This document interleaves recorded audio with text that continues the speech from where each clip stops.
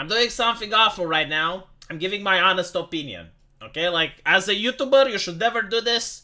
You should know what your fans want you to say, and you should say that, because otherwise you get in trouble, like I'm going to get right now. So, Diablo 4. Let's start with the bad.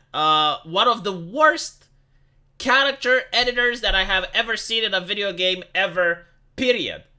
This is a game that tries to really shove the point that flat justice is justice upon the world.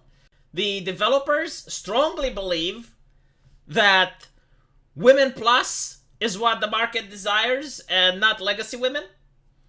And if you go on the official Diablo forums, you will find an army of individuals which have congregated there, because you're not going to find them anywhere else on the internet, which are defending these aesthetics like their life depends on it, for some weird and bizarre reason. They don't want the wider audience, I guess, right? Like, they don't want the wider appeal, because if I ask them, it's like, so you're telling me that if Diablo had the South Korean MMO aesthetics, you would not play it? And they would, right? But I can guarantee to you, I know at least 10 individuals who do not want to play the game because of the aesthetics. And the only reason that I'm even talking about them is that this is literally the worst character editor that I have seen. You cannot make a beautiful female cat. It's impossible. Like, it's not hard mode. It's impossible. You just can't. Okay? Now, in the game, it doesn't really matter because it's top-down. You don't really get to see it, especially, like, this lady is going to be covered by armor. You put a helmet on top of her head. But, like, it's a conscientious decision, right? Like, these developers, I pitied them because I understand that in their life, there is no beautiful woman that they can draw inspiration from. Like, this is their level. This is their standard. They cannot go above that. And it's sad. What can I say? Hey, visit Eastern Europe. Visit Eastern Europe and you just walk on the street and you'll see beautiful women. And then you can have some inspiration for your game. But it is what it is in California now. I guess beautiful women have like ultra instinct when walking past Blizzard developers. They probably heard about the sex scandal, the sex accusations. And they absolutely know it's like on this neighborhood there's going to be a Blizzard developer. So they avoid the entire neighborhood. And this is what's happening. This is why they do not know how to create female characters. They look manly. That's the problem. Like, the jaw is usually very strong. Like, I wish I had the jaw like the female characters from Blizzard. You cannot adjust their chest side whatsoever. They go with body type A, body type B. For some reason, body type A has its chest covered, body type B doesn't. I guess they know, like, it's actually man and woman, but they can't say it because, like, they know the ESRB is real, but still, right. So that is, like, the first thing. How long did I talk about it? Holy shit. Maybe I should move on. The price of the game. Way too fucking expensive. $70? Give me a break. For a game with microtransactions in it, when the competition is free, like Path of Exile 2 is a free game, by the way. Right? And you have, like, DLC, which is cosmetic only. I'm pretty sure that this game, in the future, is going to have classes as DLC. May have even some DLC that gives you some advantage in one way or another. I'm not sure, but I wouldn't be surprised if it does. So, with that out of the way, game is way too freaking expensive. Way too freaking expensive for what it has to offer. The graphics, this is Arch Warhammer playing, right?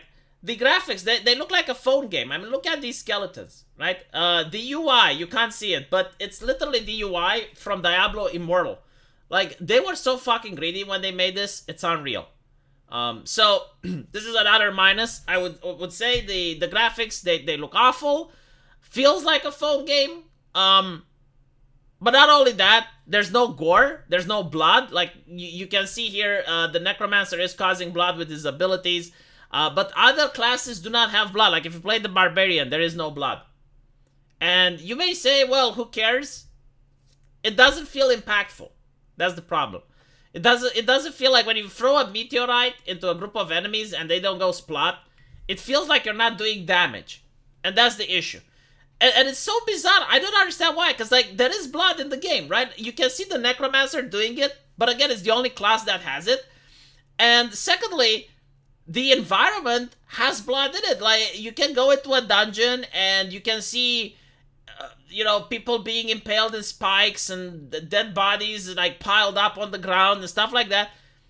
It does have like gore in it, but like not when you're fighting enemies. So again, this is probably in order to save money. They didn't want to add dismemberment. They didn't want to add these things. Because some people said, well, maybe it's because of China.